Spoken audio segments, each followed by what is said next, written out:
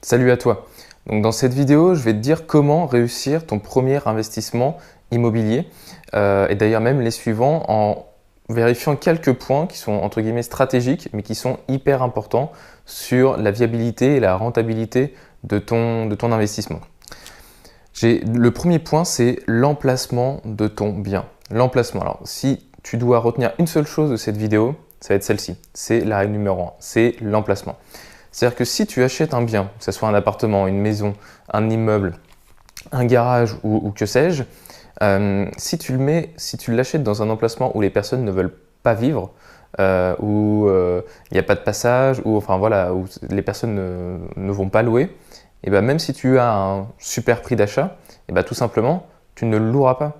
Tu ne vas pas le louer, et en plus, il ne va pas gagner en valeur. Donc en plus, tu feras même pas une plus-value, au mieux, tu le revendras au prix du marché ou au prix auquel tu l'as acheté. Donc c'est vraiment pas du tout le bon plan. Donc avant de te lancer dans un investissement, surtout regarde bien, visite, va voir où tu vas acheter et choisis un très bon emplacement. En règle générale, moi je conseille d'investir dans les villes qui ont à minimum 50 000 habitants. Encore une fois, pourquoi je dis ça? Je ne dis pas qu'il n'est pas possible de faire de bonnes affaires et de bien louer dans les villes, dans les petites villes, c'est-à-dire de 5-10 000 habitants. Ce n'est pas du tout ce que je dis. Je dis juste que pour commencer, c'est quand même beaucoup plus simple de trouver un bien sur lequel tu vas pouvoir gagner de l'argent dans une ville avec plus de 50 000 habitants parce qu'il va y avoir des personnes qui vont vouloir vraiment vivre dans cette ville. Donc, trouver des locataires sera beaucoup plus facile pour toi que dans une petite ville. Voilà. Donc, moi, je te conseille dans un premier temps, essaye dans des grandes villes de 50-100 000 habitants. Et ensuite, quand tu te seras fait la main, quand tu auras plusieurs biens, là, tu pourras, je pense, t'intéresser à des villes un peu plus petites si tu le désires. Mais dans un premier temps, facilite-toi la vie, si je peux dire. Le deuxième point, c'est il y a beaucoup de personnes qui pensent mal leur financement. Penser mal leur financement, c'est quoi? C'est qui se disent ouais, le taux, évidemment, je veux un taux le plus bas possible, mais entre 1,6 et 1,45 par exemple, je vais pas me battre, c'est que 0,15, voilà. Donc non, ça c'est faux. Enfin, 0,15 sur 10, 20 ou 25 ans, ça représente une grosse somme à la fin. D'accord? Donc surtout, il faut que tu te battes sur tous les points. Et donc ton financement, c'est hyper important de bien le penser. Donc avoir le taux le plus bas possible, la durée d'emprunt, d'accord, la plus longue possible aussi. Parce que mais je te l'ai déjà expliqué dans des vidéos, plus tu vas prendre une durée importante, plus tes mensualités vont être basses et donc plus tu vas pouvoir créer ton cash flow. Donc, voilà. Et surtout, un autre point aussi, oublie les taux variables. Prends que des taux fixes. D'accord? En fait, sans rentrer dans le détail, il y a des taux il y a des crédits, pardon. Au début, tu peux, par exemple, avoir des intérêts à 1,5% et plus tu vas avancer dans les remboursements, plus ton taux va augmenter. C'est ça, un taux variable. Moi, je te le déconseille fortement. Comme ça, tu n'as pas de surprise. Tu fais un taux fixe et comme ça, tu es tranquille. Donc ça, c'est le deuxième point.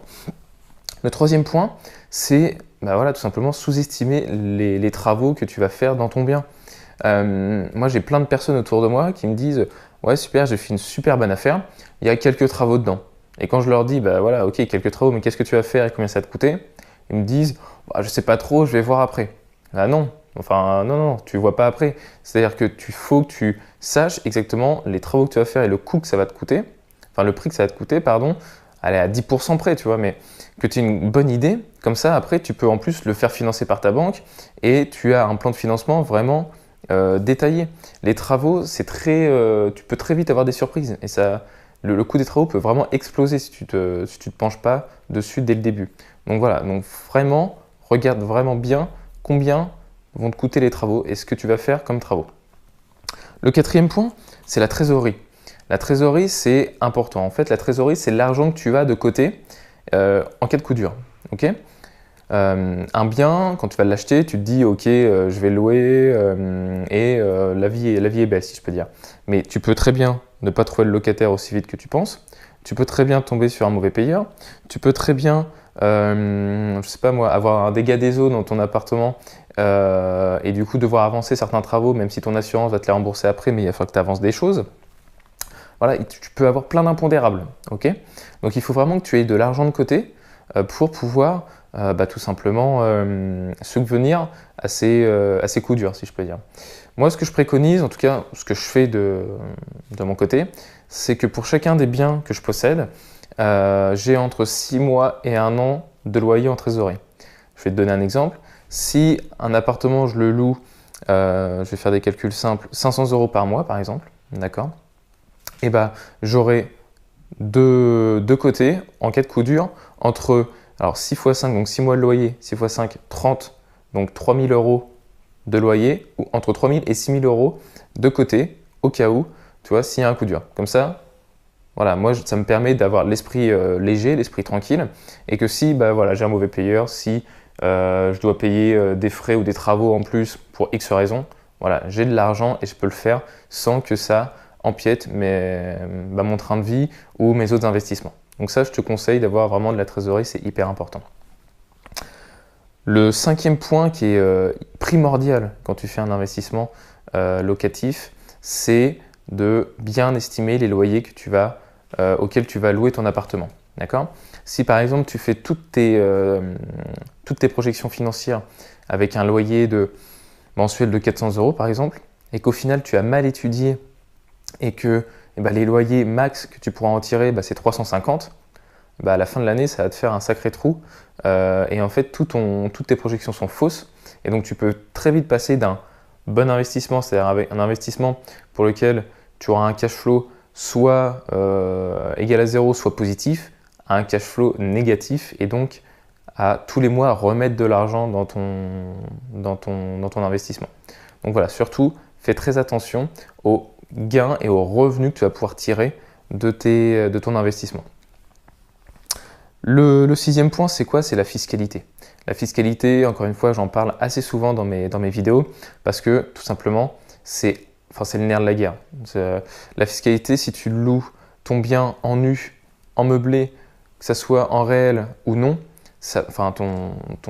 ton cash flow et l'argent qui va rentrer chez toi dans ta poche, mais ça va être de moins 10 à plus 100, quoi. Enfin, ça va être vraiment… les différences sont énormes, franchement. Selon certains régimes, tu vas pouvoir déduire de tes revenus fonciers, les charges de copro, tu vas pouvoir déduire les travaux que tu fais, tu vas pouvoir les amortir, tu vas même pouvoir amortir ton bien, etc. Alors que d'autres, tu ne vas pas pouvoir le faire. D'accord ? Donc, quand tu te lances dans l'immobilier ou quand tu vas faire un investissement immobilier locatif, je précise bien locatif, prends vraiment en compte, fais tes projections selon les différents régimes et donc selon la fiscalité, d'accord ? Si tu le fais en nu, en meublé, en courte durée, etc. pour que tu puisses voir tous les cas de figure et prendre le meilleur au final. Okay ? C'est très très important. Le 7e point, et ça c'est, je ne vais pas dire le plus difficile, mais souvent oui, les personnes ont du mal quand ils commencent dans l'immobilier avec ce point, c'est de ne pas investir avec ses émotions. D'accord ? Les émotions, c'est quelque chose qui est en règle générale très mauvais pour le business.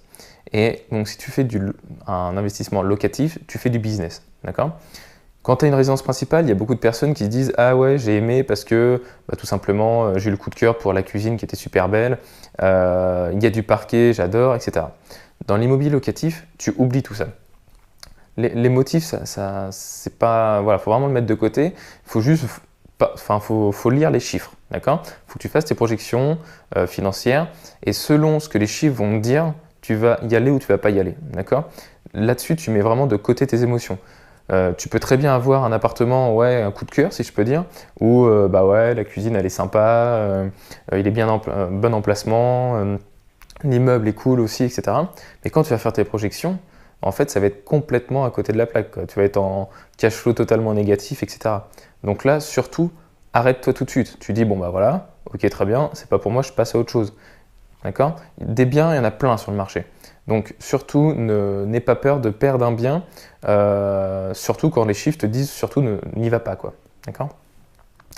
Ensuite, c'est la prise en compte des diagnostics. Les diagnostics, tu sais peut-être pas ce que c'est. C'est en fait quand tu achètes un appartement, quand tu vas signer ton compromis de vente, à ce moment-là, ils vont te remettre une pile, je pense, grande comme ça, de documents dans lesquels tu vas avoir plein d'informations sur ta copro, mais aussi tous les diagnostics liés à ton appartement. Tu vas avoir des diagnostics de plomb, d'amiante, d'électricité, de surface, etc., etc. En fait, ça va te donner l'état de ton appartement. D'accord ? C'est extrêmement fastidieux, hein. Ce n'est pas des documents hyper funky, j'ai envie de te dire, mais c'est indispensable que tu en prennes connaissance. C'est-à-dire que si tu achètes un bien, même sur le papier, il est hyper rentable, tu es super content. Le truc, c'est que s'il contient du plomb, par exemple, bah, tu ne vas pas pouvoir le louer comme ça. Il va falloir enlever tout le plomb de ton appartement. Donc là, il y a un coût, mais pharaonique. L'installation électrique, pareil. Peut-être que tu avais prévu, je ne sais pas moi, de remettre 2-3 prises électriques parce que tu as vu qu'il y avait peut-être des fils dénudés, etc. Mais peut-être qu'en fait, tu n'as pas eu le bon œil et le diagnostic électrique, il va te dire, bah non, en fait, il faut revoir toute l'installation électrique de ton appartement. Et là, ça va te rajouter une grosse charge en termes dans ton budget, parce que ça va te coûter extrêmement cher. Donc les diagnostics, même si c'est long et fastidieux, surtout lis-les de façon extrêmement précise. C'est vraiment hyper important. Dans le même sujet, si je peux dire, c'est les PV d'AG, les PV d'Assemblée Générale. D'accord ? Quand tu vas signer ton compromis, en plus des des diagnostics, ils vont te remettre les 3 derniers PV d'AG, donc procès-verbaux, et ton carnet d'entretien de la copropriété. D'accord ? Dans les PV, donc dans les procès-verbaux d'Assemblée Générale, tu vas voir tous les travaux qui ont été réalisés, d'accord ? Donc ces 3 dernières années, et s'ils sont bien rédigés et que ta copro est sérieuse, tu vas voir les prochains qui vont être soumis au vote, d'accord ? Et là, c'est hyper important. Parce que si tu vois que ces 3 dernières années, bah, par exemple, ils ont fait la toiture, ils ont fait la façade, donc c'est vraiment des coûts importants ça dans une copro, tu vas te dire, bon, bah, c'est super, en fait, j'achète un appartement dans un immeuble qui est neuf. J'exagère, mais c'est un peu ça. Tu ne vas pas avoir de grosses charges à payer ensuite. Par contre, si tu vois que non, ça n'a pas été fait, ça a été entretenu, mais sans plus, et que dans les 2, 3, 4 prochaines années, la copropriété prévoit de refaire la façade et de refaire la toiture, par exemple, bah là, c'est un gros warning. À moins que ton appartement il te sorte un cash flow mais énorme, ces travaux-là, ça va vraiment te gréver, ça va t'empiéter une grosse somme d'argent tous les mois. D'accord ? Donc quand c'est comme ça, voilà, il faut vraiment prendre ça en compte et ça peut être un no-go pour continuer l'acquisition de ton appartement ou de ton bien en général d'ailleurs. Voilà, donc si tu suis ce que je t'ai dit dans cette vidéo, honnêtement, tu mets 90% des chances de ton côté pour faire un bon investissement. Après voilà, il y a toujours des points qui sont un peu plus délicats, mais honnêtement, si tu fais cette checklist de ces 9 points à chaque fois que tu essayes d'investir ou que tu étudies un appartement, crois-moi, tu as de très grosses chances de faire un bon investissement. Voilà. Écoute, j'espère que cette vidéo vraiment t'a plu. Si c'est le cas, n'hésite pas à liker ma vidéo, à t'abonner à ma chaîne YouTube. Et si ce n'est pas encore le cas, bah voilà, va télécharger mon e-book, il est totalement gratuit. Je t'ai mis le lien juste en dessous de la vidéo. Tu as juste à cliquer dessus, tu rentres ton adresse email et il arrive directement dans ta boîte mail. C'est hyper simple.